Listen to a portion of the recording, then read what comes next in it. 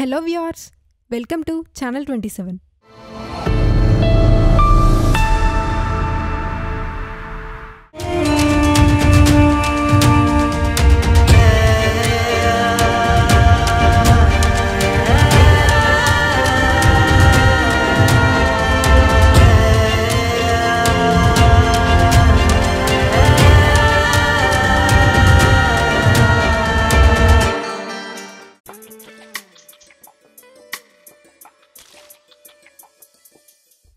శేషాద్రివాసుడు నడయాడిన మార్గం శ్రీనివాసునిపై భక్తులకు ఉన్న నమ్మకాన్ని చూపే మార్గం అది.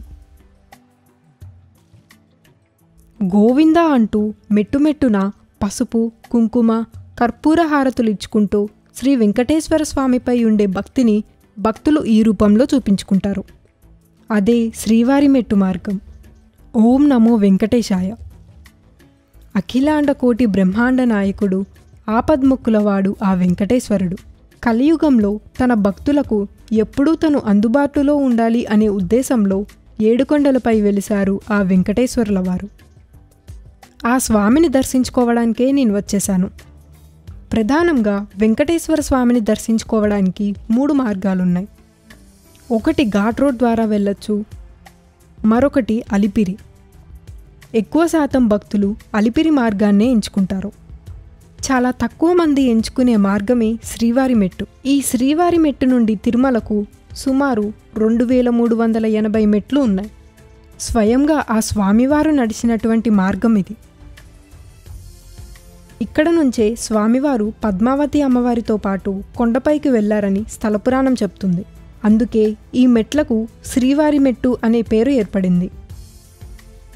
ఈ ప్రాంతంలో జంతువులు ఎక్కువగా ఉంటాయి. శ్రీవారి మెట్టు ఓపెనింగ్ టైమింగ్స్ ఉదయం 6 గంటల నుండి సాయంత్రం 6 గంటల వరకు. 12 సంవత్సరాల కంటే తక్కువ వయసు ఉన్న పిల్లల్ని మధ్యాహ్నం 2 గంటల నుండి 5 గంటల వరకు శ్రీవారి మెట్టునందు అనుమతించరు. మొదటి మెట్టు దగ్గరికి వెళ్ళడానికి కొద్ది దూరం ఉంటుంది. వచ్చే భక్తులకు 2 వీలర్స్కి పార్కింగ్ లోపలే ఉంది. 4 వీలర్స్కు మాత్రం పార్కింగ్ బయట ఉంది.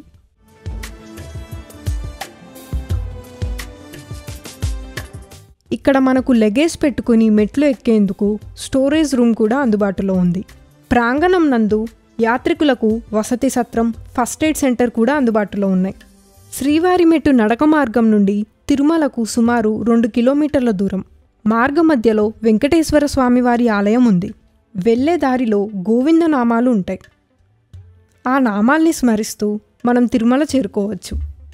ఈ దారిలోనే సాక్షాత్తు ఆ శ్రీ వెంకటేశ్వరుల వారు ఎన్నోసార్లు మెట్లెక్కారు. ఎంత పవిత్రమో కదా ఈ మెట్లన్నీ. ఈ దారిలో మనకు ఎన్నో పుట్టలు, చిన్న చిన్న టెంపుల్స్ కూడా ఉన్నాయి.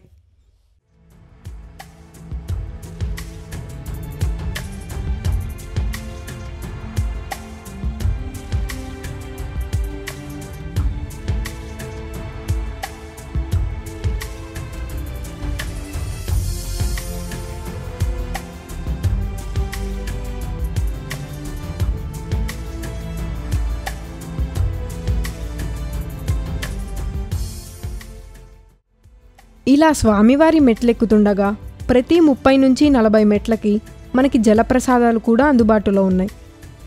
తిరుపతి నుండి శ్రీవారి మెట్టు మార్గంకు సుమారు 18 కిలోమీటర్ల దూరం.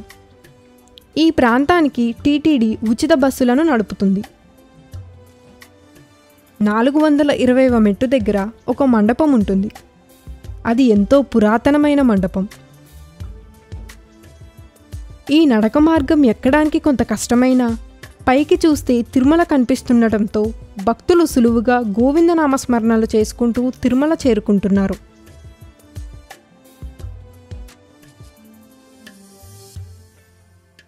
పాలు, పెరుగు, పూలు వంటి పదార్థాలు కొండపైకి తీసుకుని వెళ్ళి అమ్ముకునేవారు ఈ మార్గంలోనే వెళ్తున్నారు.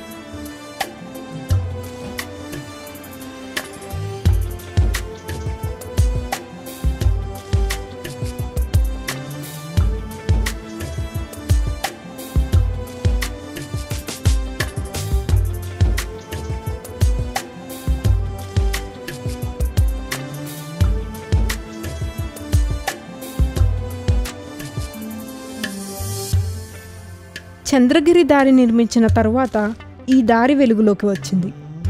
చంద్రగిరికి 8 కిలోమీటర్ల దూరంలో శ్రీవారి మెట్టు ఉంది. చంద్రగిరి రాజులు ఈ దారి గుండానే ప్రయాణించి తిరుమల వెళ్ళి శ్రీవారిని దర్శించుకునేవారు. చంద్రగిరిని వేసవి విడుదుగా చేసుకున్న విజయనగర చక్రవర్తులు ఈ శ్రీవారి మెట్టు నుండి ఉన్న మెట్ల దారిలోనే తిరుమలేశుని దర్శనం చేసుకునేవారు. శ్రీకృష్ణదేవరాయలు శ్రీవారి దర్శనం కోసం వచ్చినప్పుడు చంద్రగిరిలో విడిది చేసేవారట. ఆయన ఈ శ్రీవారి మెట్టు దారిలోనే 7 సార్లు శ్రీవారిని దర్శించుకున్నారట. తిరుమలలో ఉన్న పురాతనమైన శ్రీవారి మెట్టు చాలా ఇంట్రెస్టింగ్గా ఉంది కదూ. ఇలాంటి మరిన్ని విషయాల కోసం మన ఛానల్ 27ని సబ్స్క్రైబ్ చేసుకోండి.